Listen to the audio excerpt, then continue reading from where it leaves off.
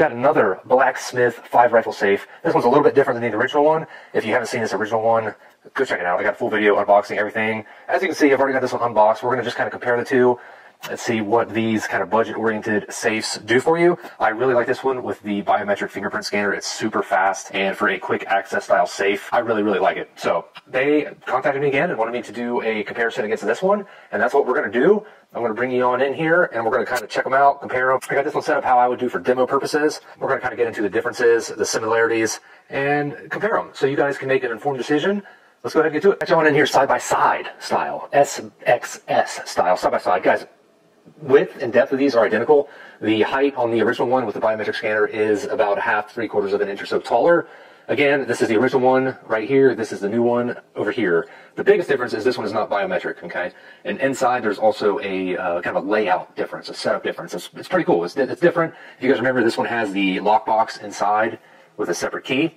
And, you know, they both come packaged really, really well. You know, you got the same key, manual, anchors to anchor it to the wall or floor. And they both have the same memory feature. So if the batteries die in here, you can actually hook up a USB-C power bank, which I'm actually going to demo for you this time.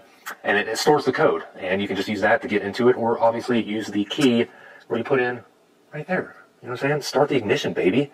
Let's do this. So I'm going to go ahead and open up this one.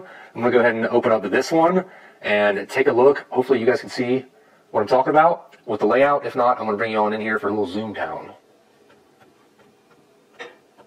I also have this one on mute mode, just so you know. Default code is 123456 *, and I've got it on mute, so it doesn't go beep, beep, beep, beep, beep, which is kind of a cool feature if you want it to be, you know, more of a bedroom style safe or something like that for home defense. It eliminates the beeping, but you can turn it on or off. All right, guys, so over here, this is the original one. Got it laid out pretty much the same. I only switched one thing out of it. Got your ammo, your lockbox up there. There are 2 different pistols up there as well.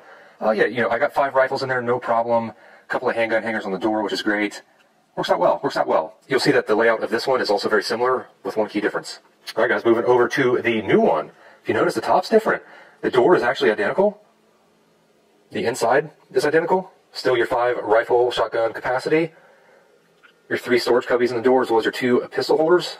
But this one's a little different. A little trick with sleeve. It's got a 5 little pistol rack holder type of thing in there. It's just foam that kind of pressures into the sides of the safe and kind of lets you rest your barrels there.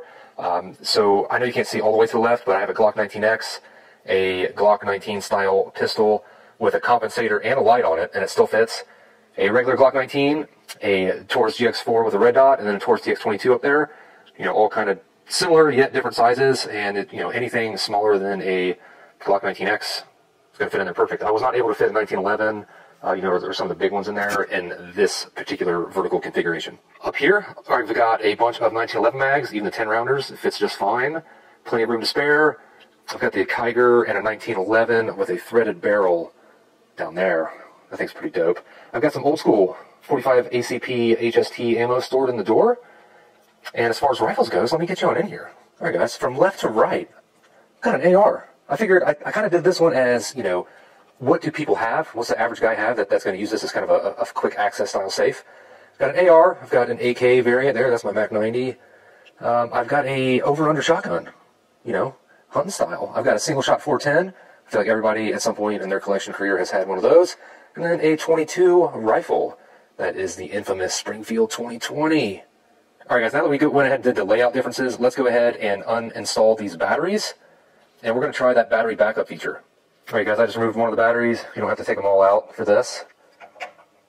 Put that back on for now. So as you can see, we're dead. We got nothing. Guys got nothing going on. We lost our key. We know our code, but we lost our key.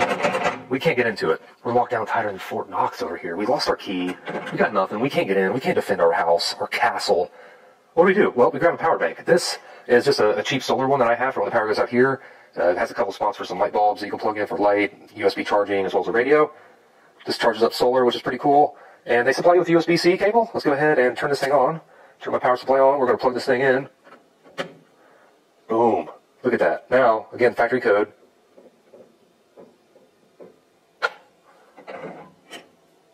Guys, tell me that is not a cool feature. I love it. I'm glad they incorporated that. I think every company should do something similar. And yeah, that works really well. Super easy to use. Anyone can do it. I'm going to go ahead and put this battery back in. Easy peasy. I'm going to show you how to turn it on to silent mode. super easy, all right? So we're on silent mode right now. What you're going to do is you're going to press the numbers 11 and then the star.